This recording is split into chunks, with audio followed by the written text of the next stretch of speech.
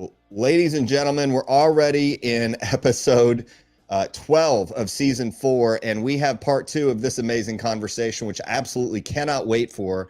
We got a chance to talk, Branch Warren and myself, back in 2021 when he just started his company. We talked a little bit about his career and now his blossoming shows coming up, which I think you guys are all going to have a lot of fun with. And some of you have been inquiring about them. So Branch Warren, welcome back to the show. No, thank you, Matt. Thanks for having me back. I can't believe it's been 3 years. So That's right. Well, a lot's changed since then. What would you say the biggest change has been since 2021 to now new 2024 and just starting out? with my life, man, a lot of things. So first of all, my wife is pregnant. We're having a son. He'll be due February 28th of this year. So super excited about that. Complete surprise, but we definitely happy and blessed. So that's the biggest change coming up, and then a lot of things happening in my life. So we just launched a nutrition company, Warren Nutrition. So got this going on, pre-workouts and all that. You can see it. So got that started December 1st of 23. So that's been out for a couple months, going way better than expected.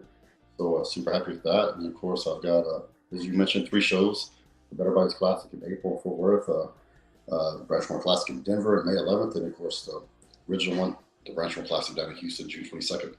So got that going on. Of course, I'm still doing my thing with Wiki Cuts. May will be 6 years.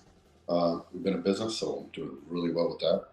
And especially the past 2 years, it's really blown up on us. So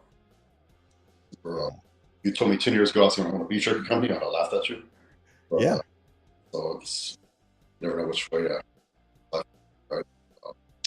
So and then, of course, I'm still with Gas and Better Bodies, and I'm involved with them more than ever. Wow.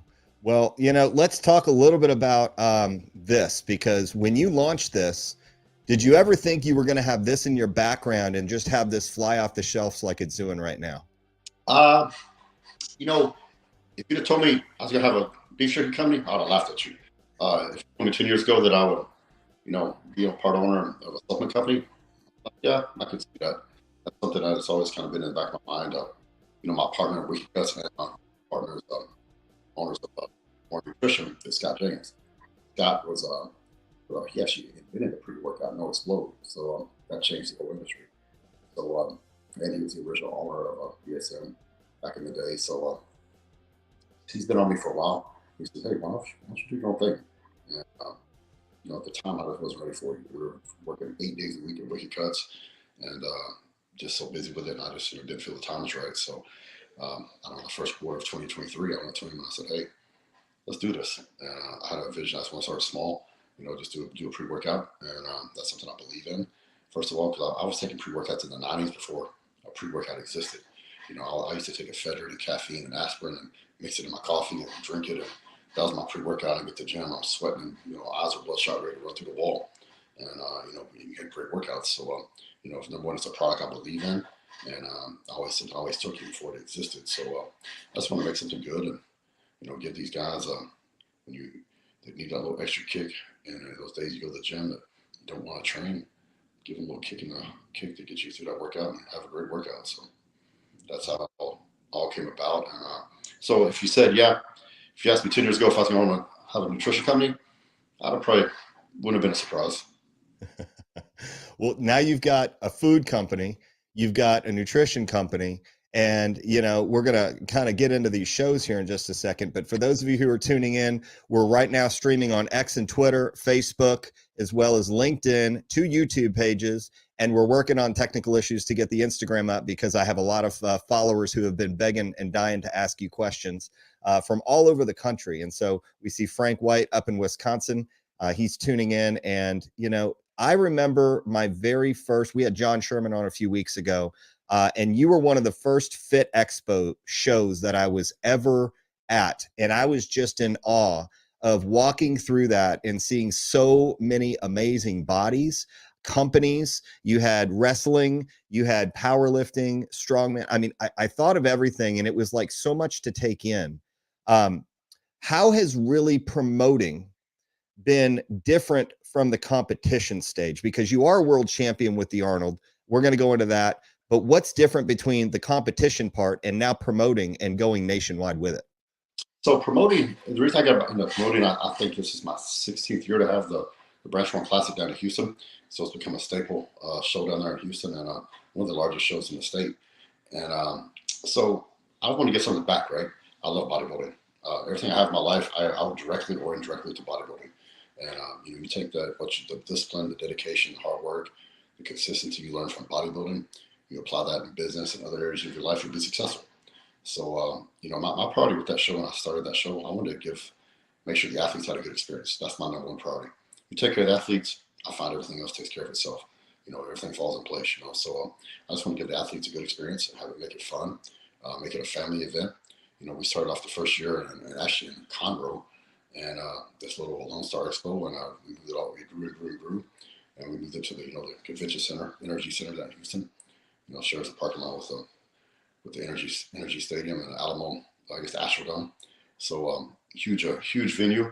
We've got CrossFit, Jiu-Jitsu, powerlifting, strongman, arm wrestling, midget wrestling. We haven't had that since COVID, but we're going to bring that back.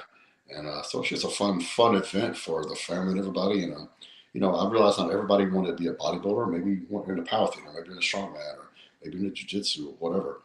So I just want to put a platform where athletes can come and have fun and compete in their chosen sport. And so that was the goal behind it, and the thinking behind it, just to give a little something back. So I took that concept, I moved it to Denver, and then of course we have it in Fort Worth now, but with the Better Bodies Classic, and just growing it, just following the same blueprint we did for Houston. Well, that is in its 16th year. Let's talk about our new show, which is the Better Bodies Classic, and that's going to be April 6th. What brought on this decision to bring on this additional show, and how different is it to just not promote one show, but now two shows, and now you're at three? What does that really complicate your life or simplify for you?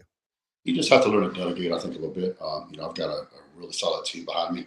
I've got Brian Dobson, Metroflex Events. He's been partners with me at my Houston show, and of course Ronnie's show, Ronnie Coleman Classic, and then of course now he's partners with me in the Better Bodies show. So, and then of course with Better Bodies, I brought the owner, Michael Johansson, the owner and CEO of Better Bodies and Gas, on board, and to help us with the show too. So in this one, so it's a partnership, and I just like I said, the guiding philosophy behind it is take care of the athletes. Gas Better Bodies puts on a show in Sweden. That's where they have office in Sweden and Dallas. And, I was super impressed with how the backstage area and how much they cater to the athletes. And I think anybody that does this Better Bodies Classic is going to get to see that, how they take care of the athletes. They really go above and beyond backstage, to cater to the athletes for the tanning area, the makeup area, hospitality table. They have a stage backstage for photos and interviews and all these things. So it's lighting set up. So they really go above and beyond. So I want to take that concept and bring it to Texas.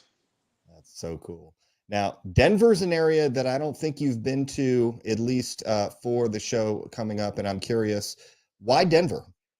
So I love Colorado. First of all, this is the third year we've got the Branch One Classic in Denver. So we've had two previous shows. So the first year we just knocked it out of the park. I've never been that much success with the first year show. So had a lot of support from the community, and from especially obviously the bodybuilding community. So we have a powerlifting meet and a strongman meet there in conjunction with it. I want to have a show in Denver for 10 years. I love Colorado.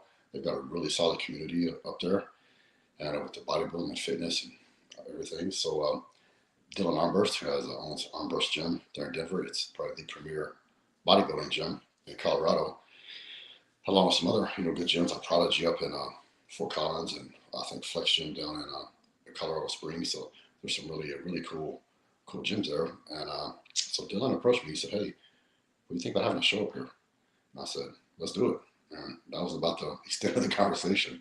So after that, I flew up and we went looking for venues and got it hammered out and put it together and had it, and we've just grown it every year since.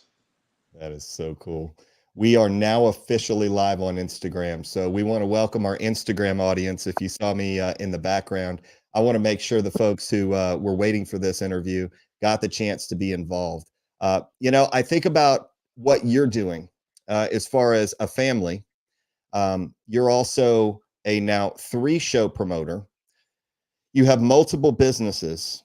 What is the way that you're able to prioritize training still? Because I have to let you in on a little secret, which I do a lot of cardio at Roman Empire now because it's time to get back in shape. And the funny thing is, there are TV screens all over this place. If you've ever have you ever been to Roman Empire? I have.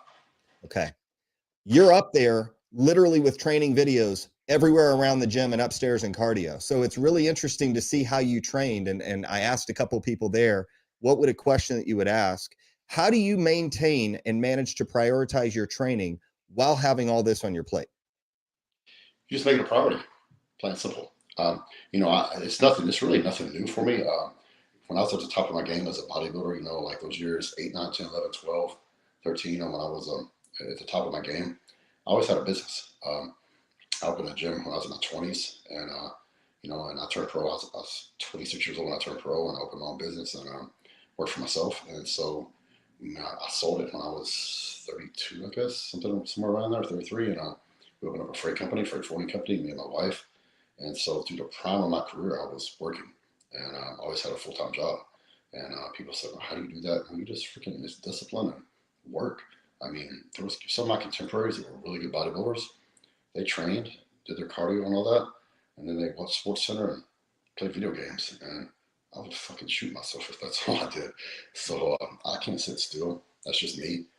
There's so many other things that I like to do, and plus too, um, I like to work, and plus in bodybuilding is a finite set of time. Any athlete, I don't care what it is there's only so long you can do it right.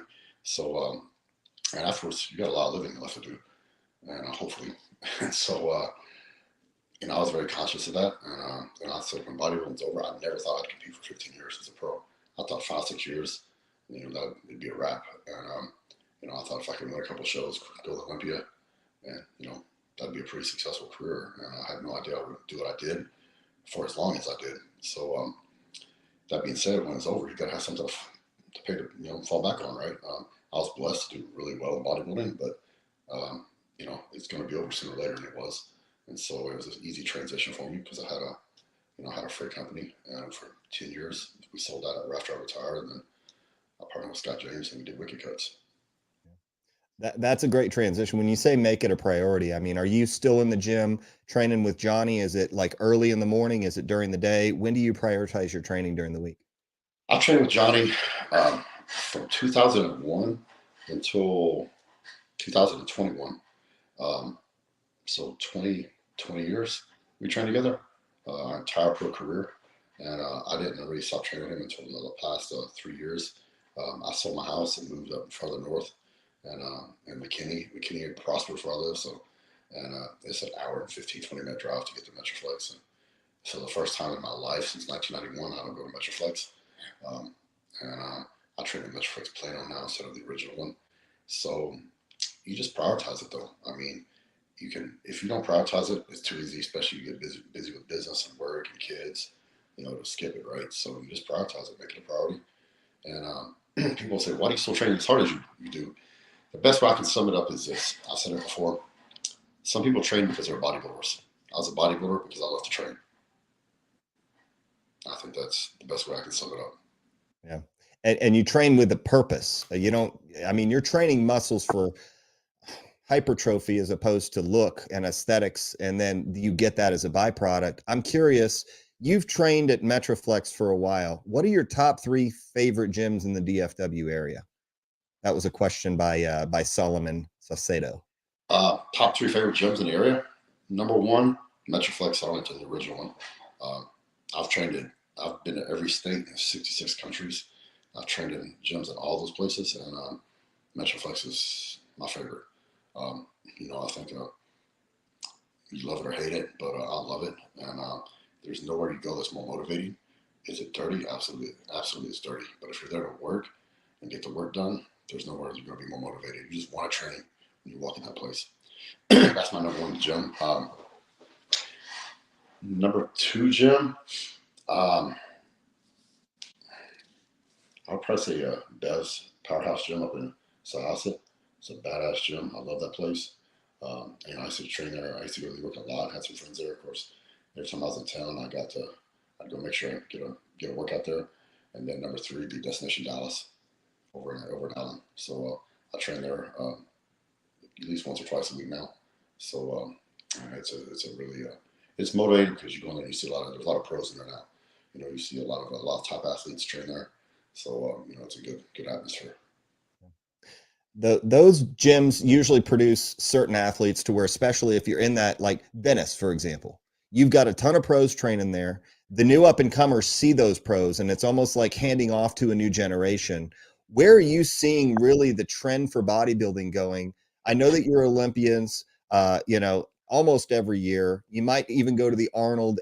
And so what are you noticing in the sport when you trained and you competed as opposed to now? What's really changed in your eyes? The training is different for sure. I think I was just talking about that this past weekend. We did a seminar at Destination Dallas, and it's a different generation. Every generation is different, and you put your mark. Every generation puts their mark on the sport, and just like we did, just like the guys before us did. You look at the '70s compared to the guys in the '80s and the '90s. Every generation is different, right? It looks different. The training's different. The nutrition definitely is different. So they train different. I think not as old school as what we did, especially coming from the Metroflex guys. And you look at all that generation. I mean, it was hard, heavyweight. I think Ronnie, I think he summed it up best when somebody asked, "How do you train?" He said, "Well, I lift the maximum amount of weight I can lift for the maximum number of reps I can lift it. I rest and do it again." And that kind of summed it up. I think some of these trainers and gurus, they overcomplicate it, overthink it. You can do the exact same program for the next 5 years, and you don't have to change it up. You can do the same more exercises every day that you go and train, for chest, shoulders, back, legs, whatever. You don't have to change it up. It's the effort that you put in there. Your muscles don't know that you're doing difference between a freaking dumbbell press and a bench press. All they know is stress that you're putting on them. It's the intensity you bring to the workout. That's what matters. We did the same workout for years. I don't think Ronnie ever changed his workout, ever. I think he did pretty much the same workout his entire career. He never really changed it up. And I've told trainers this before. I'm like, I go, and they admit, they're like, yeah, we know. We just do that because the clients feel like they get something more out of it if we change it up. So I think a lot of this is just a bunch of BS that these trainers come up with. The basics still work, but it's a different mentality, man. And it works for them. The physiques look different. I don't think the conditioning is the same as one from our generation. I think their guys are definitely there's a few guys that still have that grainy hard look, but the conditioning is definitely different from our generation. And just like we were different from the guys in the '90s, so it's just a different time. Yeah. You mentioned conditioning and that graininess. I saw that with you. I saw that with Dorian Yates. I saw that with a few of those folks, and I have a hard time seeing that. And as we think about protocols being different, we think about lighting, stage lighting. We think that should get better, and it's almost like we've taken a little bit of a step back to that. Do you really think that maybe, I don't want to say it's commercialized, but it's definitely publicized in a different way to when you were, because you had magazines, you had sponsorships. Now you have the internet and social media. How has social media changed bodybuilding, in your opinion? Social media changed everything. My generation we kind of rolled the change out. We went from no social media to social media became a thing. Facebook was the big thing back in the day, and then now magazines are gone. Muscular Development just closed shop in 2023, and that was like the biggest magazine back in the day. It was Flex, and Muscular Development took over, and those were the big two. And so you literally, that's how you got your information, was from other magazines. So everything is different. The magazines promoted you. The companies, the supplement companies, they promoted you. Now, if you're not good on social media, you can be a top athlete, and it's really hard to make it, because they'll go sign somebody who has no accomplishments, hasn't done anything, but they've got a big following and they convert. So they'll sign that athlete as opposed to a top Olympian. It's a different game. I saw it. I remember when it kind of changed. I was in FIBO, and back in the day, you went to FIBO. The top 5-6 guys at Olympia had the longest lines, right? People wait hours to meet you, and social media was a thing. It was out, and things were starting to change. I remember I looked across the aisle, and this dude had this line that was insane, and it was longer than my line. I'm like, who is this dude? And so somebody goes over, and I go, they went, and they go, that's so and so. I go, who's that? And it was just some guy, right? And I call them like the Kim Kardashians of the world, right? There's no talent, no accomplishment, no skills, but they're famous. They're famous for being famous. And I'm not hating on them by no means, because this dude's killing it, but he hadn't done anything, and he was just good on social media, right? And I had a good following, and people loved him, so he's getting paid. And that's when things started changing. And the problem with that for bodybuilders, most bodybuilders are introverts. And self-promotion is a hard thing. Even if you're an extrovert, for most people, self-promotion is a hard thing. So I think what you see is a lot of these bodybuilders are having a really hard time being successful because they have to promote themselves. And the ones that are good at it are doing really well. But because the days of the magazines doing it for you, those days are over.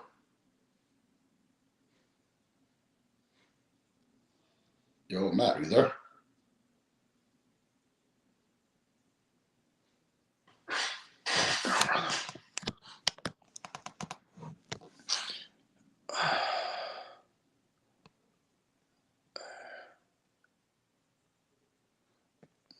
Well, I think we lost Matt here.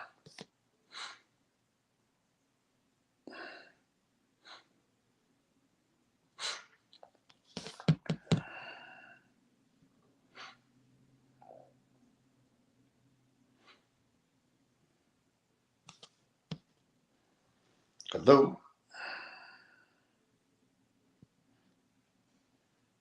Well, hopefully Matt will get back here with us soon.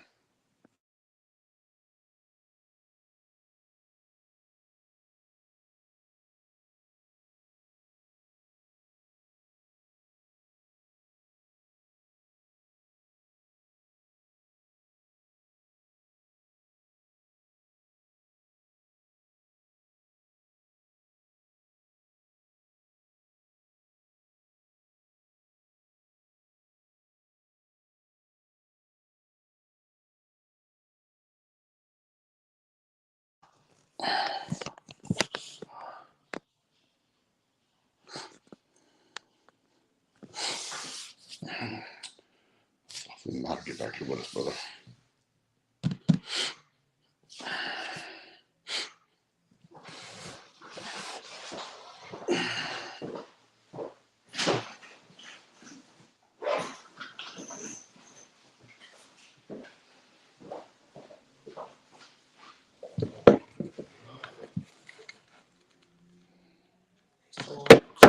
Yeah, but I've lost Matt. I don't know where he went.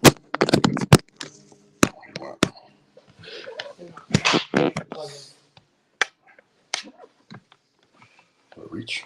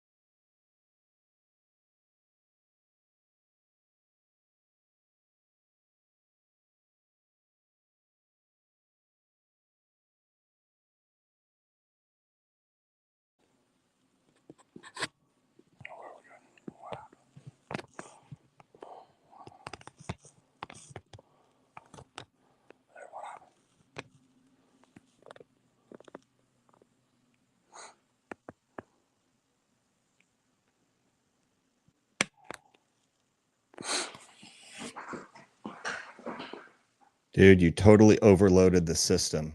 Your social media news was so cool. It just decided to freeze up the computer. Do you remember what happened last time? I was ready to go on this StreamYard, and we had to do a Zoom call. I don't know if you remember that. Yeah, I do. You didn't lose contact though, did you? The whole time you're sitting there looking. I don't know. My God. Okay, social media.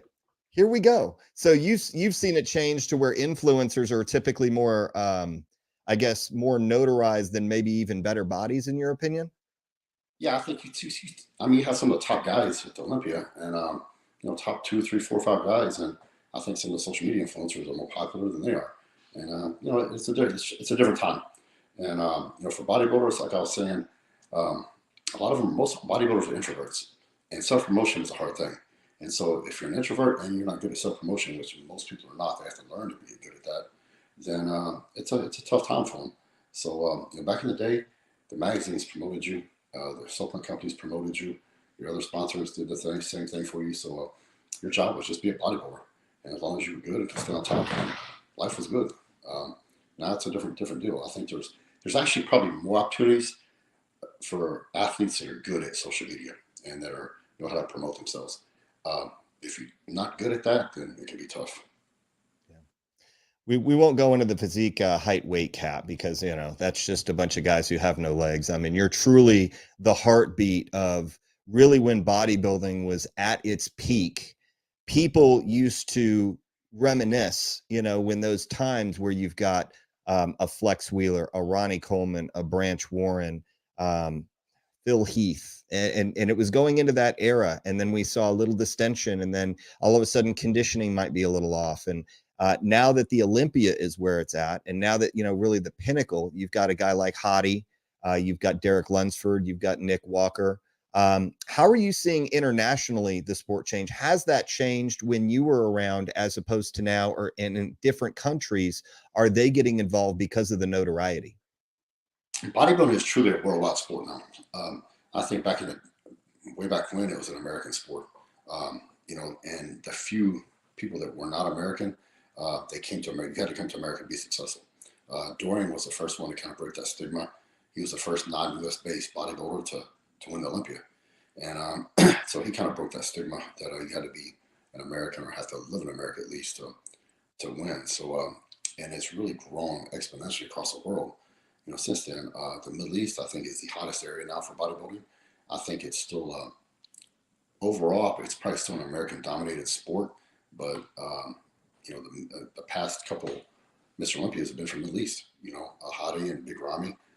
It's hugely popular there. You see some great physiques come out of there.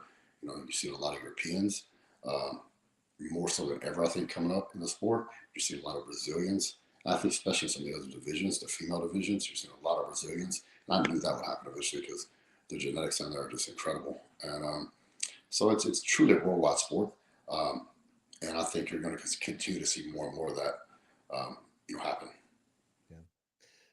For you and Trish, are you done with the stage and there's no chance of a Masters Olympia comeback, or is that still kind of a thought at this now that you're having your baby boy coming up? I retired in 2016 and I haven't even thought about it since. I'll tell you a quick story. They announced the Masters Olympia last year, and they're going to bring it back. And so my workout partner, Johnny Jackson, called me and he said, "Hey man, did you hear the news?" I said, "What news?" He said, "They're bringing the Masters Olympia back." I just kind of got quiet. He goes, "What do you think?" I go, "Think about what?" He goes, "You think we got another one in us?" I'm like, "You do? I don't." And he goes, "No, what do you mean?" I said, "Man, it's for me." I said, "No way." I said, "Number one, I played Russian roulette with my health and I said, you did too, for 15 years. And I said, we both won. I said, I'm healthy inside and out. And I said, so are you. I said, number two, I said, even if I win, I still lose. He goes, what do you mean? I said, I can't look like I did when I was 35 years old. I said, if I did, I'd still be doing Olympia. And I said, it can't happen. I said, I don't want to be remembered as like the 48, 49-year-old version of myself. And I go, comebacks in the sport never go low. I go, ever. And I said, if you feel you still have something that you need to go out and go prove, by all means, brother, I'll train with you for it. But I said, for me, it makes no sense. And I said, number three, the money don't change how I live.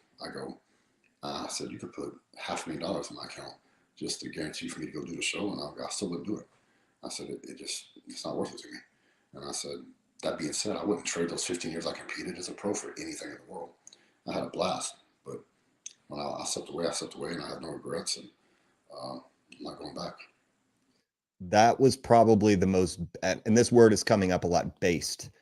When you hear somebody who is core to their value and belief and they stick with it. That to me is everything that a lot of these guys never could say because they're still holding on to their 20-year-old past when they want to get back on stage and still think they can train like they used to.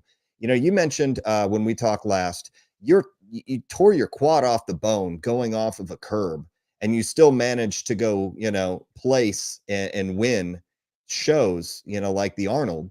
And I'm curious, how is your injury sustainability now? Even though you train heavy, do you train a lot smarter and you just felt a lot better in your joints, in your bones, in your muscles? How has that changed the way that you think about training? I mean, I don't really know about training smarter. I don't think I ever trained unsmart. I want to say something here. People always are banging on your form or something. I was looking at some post Jay made the other day, and they were banging on him about his form. Well, I never told anybody ever to train like I do. If you can take something that I do and incorporate that into your training, then that's a win. But I've never told anybody to train like me. It worked for me, and my joints feel great. I don't have any really aches and pains anywhere. When I tore my quad, it wasn't in the gym. It was a freak accident. Like Evanson Apana, he's been retired for years. He just tore his quad this last week. He slipped outside on something, I forget, and he tore his quad, and that's the second time he's torn a quad outside of the gym. He tore his other quad years ago. I think he slipped on some ice or something. So, bad things happen sometimes. That being said, so as far as is my training the same now as it used to be? No, it's not the same. I don't go as heavy. There's no reason to train heavy like that anymore. I'm not trying to win Olympia. Do I still train with the same intensity? No. I train intense, but I don't train to the next level that I used to. I just people always ask me what motivated me to train hard like that. It was to win, right? So, and I always knew that instinctively, but I really just proved it to myself when I retired. I didn't have that show in front of me that I was getting ready for. So it's like, am I really going to take it to every step to death? No. Um, so I have more fun training now than I love what I did. I do miss having that focus and a mission, to get ready. When I was getting ready for a show, it was a mission. I didn't give a shit what happened in the world. I just had one mission. I was single-minded, and I got ready for it. I missed that. But man, me and Johnny were talking about it after we retired, and we're still training together. We had fun, after we retired. Man, we laugh and cut up. Dude, that never happened when we were, competing. I mean, it was like we go in the gym, we wouldn't even speak to each other sometimes. We train the whole workout and leave and not say a word to each other, and that's cool. Um, so it's just a different mentality. I got this question from a gentleman in Arizona, and he wanted me to ask, how did you keep your waist in check, and how did you keep, just during your poses? You always had a great midsection, serratus obliques. You were peeled to the bone. You were dry. You were grainy, as we talked about, but you more importantly had the aesthetics. Is there any secret to you keeping that? Because we're seeing a little bit more wider bases as people lift heavier, but your waist never went out of check, even though you were training heavy and intense. So, any secret to that, or was that just by luck that your genetics happened to keep you nice and tight up in the waist? Now, I think your waist, having a wide waist or not, is just genetic. A lot of it. If you have wide hips or something, then of course your waist is going to be wide, and that's not necessarily a deal breaker. I mean, your waist is wide. Look at Jay. Jay had a wide waist. You just get your shoulders and your back and your quads bigger. Get more sweep on your quads. Get your shoulders bigger. You offset it. And it still works. So if you're genetically blessed, like with a Melvin Anthony waist, then that's awesome. Most guys are not. As far as keeping my waist in check, it's just being professional on stage and practice your posing, and you learn to keep your abs and everything tight, and you learn to breathe through your chest, not your stomach, and you practice your posing so you don't get gassed, and you hold it in. You're up there, it's game day. I mean, I think I always thought that was super unprofessional when I see pros up there that they relax and let their gut hang out.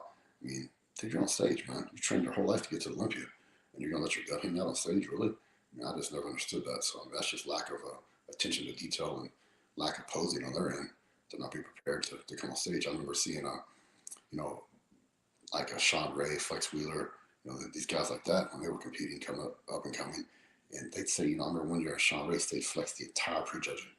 I mean, he stayed even standing back in the lineup, he stayed flex the entire prejudging. I was like, that was impressive, but they looked professional, and people remembered it to this day because of, how he presented himself. And that's something that makes a difference. And in a close competition, that could be could be a deal maker.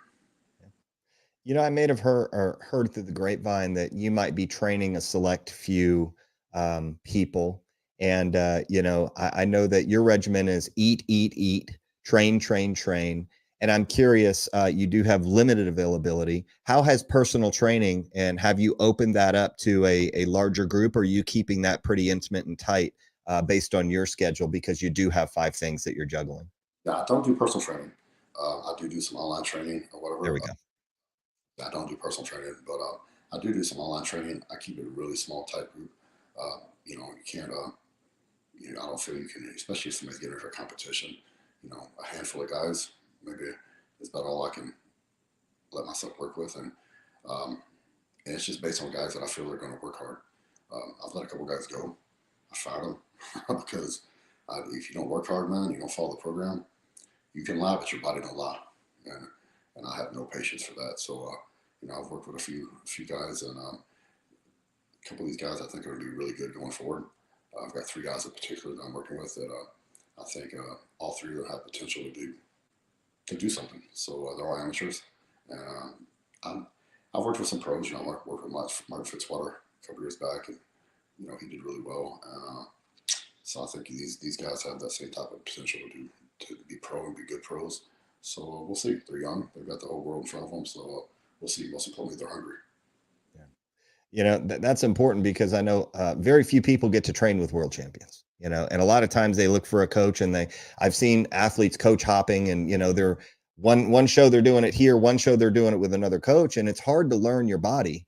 And I love the fact that you said you fired them if they don't work hard, because that's a direct reflection of you and how you've online trained them. So you want champions. You don't want a people who, you know, just, hey, I don't need the money, but if you're going to do it, let's do it to the nth degree, as opposed to just, you know, halfway. So, how did you just recently start that, like the last few years, or has that just been kind of something that you've been kind of Uh, doing?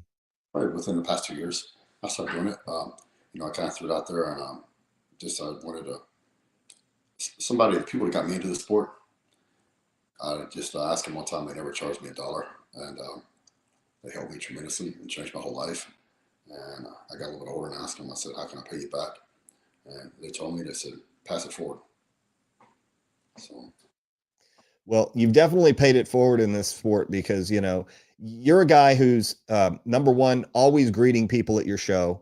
You've got, you know, your events that just are incredible.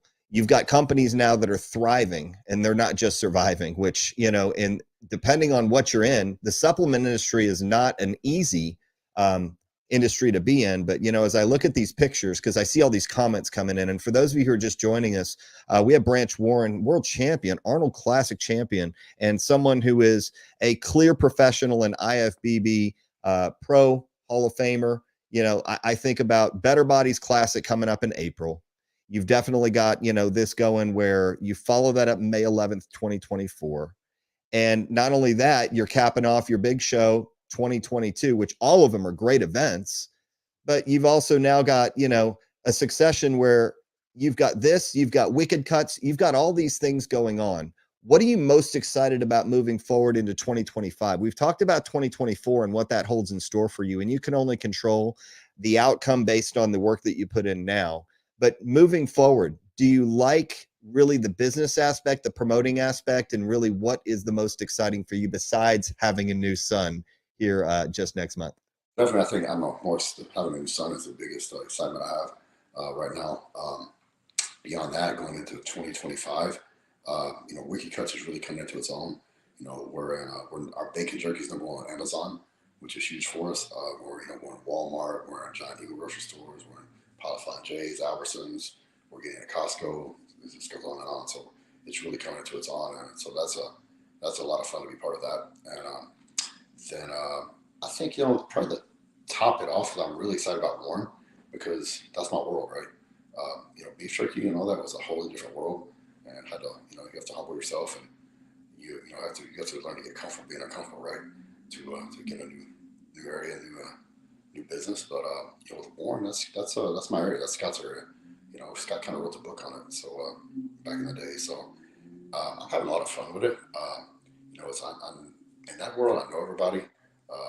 I love the fitness bodybuilding world. So this is something that I've always in the back of my head wanted to do. So it's finally happening, and I'm having a lot of fun with it. Because it's always a challenge. It's a cutthroat business, but every business is, right. Ain't nobody owes you a damn thing, right? So you got to work hard. And but I've got a lot of appearances I want to do, a lot of traveling across the states and across the world. But I've been around the world a couple times, so it looks like I'm getting ready to do it another time or two. Nice. Well, I wanted to share this with you because, I like to get a chance to maybe every now and then show off a little bit as far as some of the things that you've done and you've accomplished with Wicked Cuts. And I'm hoping I can get this here. It's great to use a new platform that actually allows you to be a little bit more creative. The problem is you can't download YouTube. So I was going to download some YouTube videos, let you show off a little bit. And as I look, well, I was gonna, man, I was all excited about this. Let's see what we've got here. We can't share that. We can't share this, but we're going to share that. Okay. Well, your Wicked Cuts seems to be have little red dots all over the map on wickedcuts.com. And so if you're number one on Amazon, you're in Walmart, you're in all of these places. I mean, that's got to be, I guess the question is, how big are you going to go? How big are you going to scale? And I'm thinking about that you're nationwide now. Are you worldwide in different countries? And how many more countries do you want to conquer? So no, we're domestic only. There's a lot of shipping beef or food overseas is really hard, especially American beef. There's a lot of restrictions on it. So no, we just focus primarily almost 100% on domestic. The 50 states, and so that's pretty much that makes up counts for most all of our revenue. Yeah. So how big can it be? I never impose any limits, right? So the sky's the limit. It's as big as you can make it. Is this the site? That's it. Oh man, I found a way to do it. Okay, so I watched an Instagram, and for those of you who are following the Branch Warren on Instagram, you're going to see him pull this bacon out, and literally it makes you hungry. I was flipping out because I actually had to go find a snack because of that. But the cool thing about it, Joe Rogan, tell me about that experience. Yeah, so that was pretty cool. He made a post. It's done it a few times for us actually. So been super cool. So he actually had I think the Black Rifle Coffee guy on the program, and he pulled out that the Carolina Killer, that red bag there, and it's super hot. So we had volcanic jalapeno, and people wanted something hotter. So we came out with a Carolina Reaper, which is Carolina Reaper peppers, ghost peppers, and scorpion peppers in it. So for any of you know don't anything about spicy foods, those are like the three hottest peppers. I think there's one now that might be hotter, but when we developed that was like the top three. And I've had one piece. One piece. It's so hot I can't eat it. But there's people that love that stuff, and it was our number one seller for a long time when we came out with it. And it really people started doing videos about it, YouTube videos, and making posts about it. The Carolina Reaper Challenge, and it really he got hold of it. And long story about how that happened, but he put it on the show, and he said, "Hey man, this is legit, man. This stuff is legit. Try it out, blah blah blah." And then he made a post about it. And then I remember he's blowing my phone up. "Oh man, you were just so Rogan." I'm like, "What?" And I pulled up like, "That's cool." And then he just put it on there here just recently again. So I had the guys eating it on air. So man, that was pretty cool. Did you make him cry? Did he have like the really hot stuff? Yeah, that red bag is like no bullshit. It, it'll mess you up, bro. When I was at the plant when manufacturing, we had the first bag come off. I got it, opened it up, and because we always sample the stuff, right? You gotta make sure it's comes off like it's supposed to. And so they're filming me, I remember, and I ate a piece, and I'm like, how hot can it be, right? And dude, it messed me up. I had to go across the street and get a jug of milk. We went to dinner that night. Like an hour later, my dinner sucked. I couldn't even. It was like it jacked me up so bad. It's legit, but there's people that can eat this stuff like it's French fries. And we did a photo shoot with it with this guy, and he was a bodybuilder, and he's eating it. He ate the whole bag. He ate another bag, and I said, "How many bags you had?" He goes, "This is my third bag." I go, "Bro, you ain't got it because we kept having to do more takes and more takes." I go, "Dude, we can put something else in there." I go, "I'm thinking this dude's gonna eat a hole in his stomach or something," and he's like, "Nah, bro, I like it." And dude, he ate all three bags of it like a champ. I'm thinking, all right, I'm a total puss. I had one piece and I'm done. So He needed his protein. He got his protein.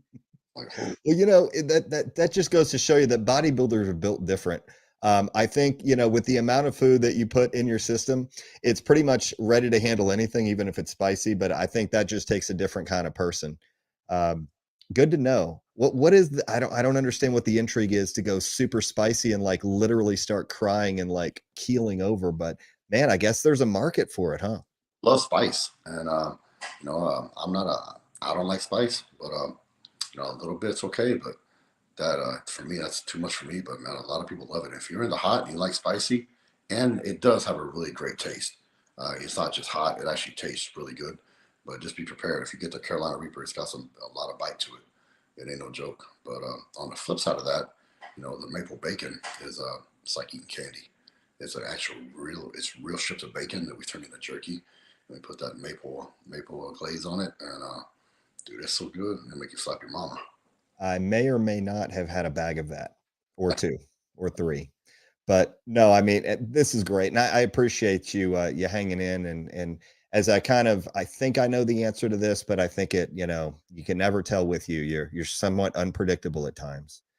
You've got a lot of things, great things going. And I think a lot of people get a chance to see the bodybuilder, but they don't get a chance to see the man. And, you wear your heart on your sleeve. You're someone who's extremely driven, but more importantly, proud of what you've built. And you're okay with not being on stage. You're okay not being in the limelight.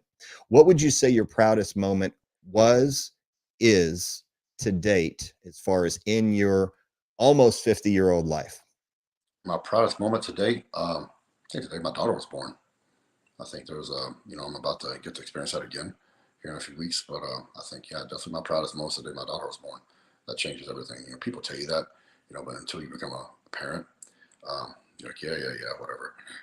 And it does. It changes everything. So, the day she was born, everything changed, and that's definitely the proudest moment to date. That's super cool, and I can't wait to see the joy on your face. I think I know I'll be at your show in June when you come back to Houston, and always love and enjoy that experience, especially with it's like getting family back together. We see everybody at the same shows, and all we do is travel in caravan every weekend to the next show, which is great. But will you have your family there? We'll be there. So Houston's always fun. After like I said, it'll be the 16th year we're having it. So always have a good time down there, and it's a crew. We always get together and have fun, and it's getting it going. Once you get it going, it's just kind of step and repeat now. Uh, it's a lot of fun, man. So I go down there, see everybody, and hang out, and I just do my thing. And it kind of once it gets started, then I get to kick back, and all the work's over for me usually. I just get back to hang out with my crew and talk to everybody and have a good time. So look forward to catching up with you. Yeah, you got it. And then last question: do you still have to get custom suits made? Man, I think if anybody wants to look good in a suit, you got to get custom made, pretty much. So I'll tell you a quick story. I retired, right, and I've lost probably 40 pounds since I retired on purpose, and I went from like 260 something, 265 to like 220, 225, and I remember we had to. I was going to an event, and I put this suit on. It's my favorite suit. And I put it on, and you ever see like kids that put their dad suits on? Yep. I was so depressed. I'm like, this is so messed up. And I had like a dozen suits, made well, they're custom made and it's hanging in the closet. I'm like, none of them fit. So I'm like, okay, we'll get some more made. So yeah, it is what it is. So Nice. Well, it's funny because you can take them in, you can take them out, you can take them back in, and hopefully, because when you have a favorite suit, you want to at least emulate that and have it look good because it's your favorite suit because you look good in it. So, can't wait to see you June 22nd. Also, really much looking forward to seeing your next two shows and really keeping an eye on those because we've only heard great things, and we continue to wish great things for you, and can't wait to see all the blessings and the blossoms that come through for you, especially in your companies and also your events too. So Branch Warren, thanks again for the time. thank you, brother. And for all of you who tuned in, for those of you who already are following Branch, you can follow him also on Instagram if you're not there. If you're on Facebook, it's Branch Warren. Instagram, The Branch Warren. And you can go to Wicked Cuts. You can Google that. You can see a lot of the great things that are going on in Branch's life, and shoot him a message if you can. But more importantly, come to the shows. And for those of you who are competitors who are watching this, these are events that you want to compete in. And they're the best run events that I have seen. And there's something that I want to emulate as far as seeing all of the things, the little things he puts into those. And we have a lot of fans here in Houston, in Dallas and Austin, San Antonio. That Houston show is going to be amazing. So until then, we'll be in episode 12 next Friday. Branch, thanks again. Have a great weekend to all of you. We'll talk soon.